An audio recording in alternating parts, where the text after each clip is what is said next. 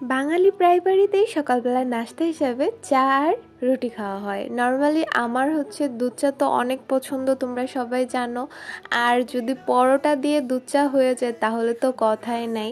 আসসালামু আলাইকুম everyone, I hope সবাই ভালো আছো। আলহামদুলিল্লাহ, আল্লাহর অশেষ রহমতে আমিও ভালো আছি। সকালবেলা খেয়েছিলাম চা দিয়ে হচ্ছে পরোটা, আর এটা আমার ভীষণ পছন্দ। আমি অনেক বেশি পছন্দ করি দুধ চা দিয়ে পরোটা। আর আমার ছোট বোন আজকে বলতেছিল সে আজকে একটা নুডলস রান্না করবে, সেটা হচ্ছে ডিম chicken noodles, egg chicken noodles, যাই হোক। মানে সে এটা আজকে রান্না করবে। সে এই রেসিপিটা নাকি আমার একটা চাচির কাছ থেকে সে শিখছে। আর সে প্রথমে হচ্ছে মাংসটা মেরিনেট করে বেশ কিছুক্ষণ রেখে দিয়েছিল, তারপর ফ্রাই প্যানে তেল গরম করে সেখানে সে চিকেনটা দিয়ে দেয় আর এটা সুন্দর করে ভেজে নিচ্ছিল। আর এখানে সে একটু সয়া সসও অ্যাড করে দিচ্ছিল। সয়া সস আমার ছোটো বোন খুব একটা পছন্দ করে না কোনো খাবারে, তারপরেও আমি যেহেতু পছন্দ করি তাই সে দিয়েছিল। আর এখানে সে কাঁচামরিচ কুচি আর হচ্ছে রসুন কুচি দিয়েছিল। সে নাকি আজকের রান্নাতে পেঁয়াজ ইউজ করবে না, তার এটা একটা ইউনিক রেসিপি। তারপর হচ্ছে সে এখানে একটা ডিম অ্যাড করে দিল। ডিম আর হচ্ছে চিকেনটাকে সে একসাথে মিক্সড করে নিবে।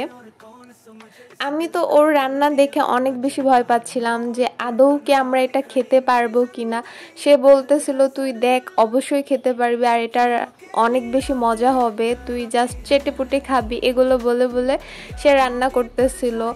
এইগুলো সে একসাথে বেশ কিছুক্ষণ ভেজে নিচ্ছিল, মানে ডিম, চিকেন, আর এখানে সে একটু ম্যাজিক মশলাও অ্যাড করে দিয়েছিল।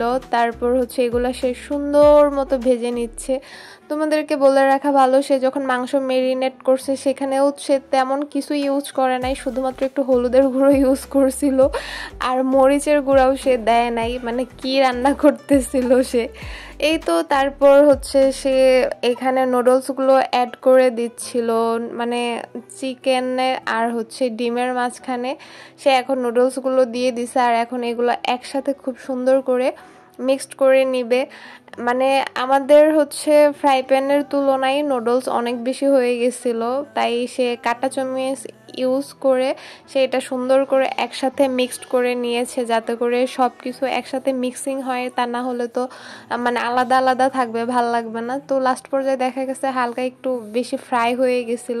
তো এই তো তার হচ্ছে ডিম চিকেন নুডলস রেডি। তো পরবর্তীতে সে এখানে একটু সসও অ্যাড করছিল, আর নুডলসে হচ্ছে সস অ্যাড না করলে আমার একদমই ভাল লাগে না। তো সবশেষে রিভিউ হচ্ছে আমার কাছে মোটামুটি ভালোই লাগছে, খুব একটা খারাপ লাগে নাই। মানে সে এভাবে রান্না করছে, আমি আসলে এভাবে আগে কখনো খাওয়া হয়নি, অন্যভাবে খাওয়া হয়েছে, মানে চিকেন ডিম দুইটা দিয়ে খাওয়া হয়েছে, বাট এইভাবে না, পেঁয়াজ রসুন ছাড়া। তো যাই হোক, আমি আর আমার বান্ধবী আজকে বের হবো, আমার বেস্ট ফ্রেন্ড আসতেছিল, আমি তার জন্য ওয়েট করতেছিলাম। আমরা আমাদের সে চিরচেনা জায়গাতেই ফিরে যাচ্ছি, যেখানে স্কুল ফাঁকি দিয়ে আমরা বসে থাকতাম ব্রহ্মপুত্র নদীর তীরে। এখানে আমাদের অসংখ্য স্মৃতি রয়েছে, আমরা দুজনে বসে বসে ওগুলোই মানে চারণ করতেছিলাম যে দোস্ত মনে আছে এখানে আমরা কত কিছু করতাম।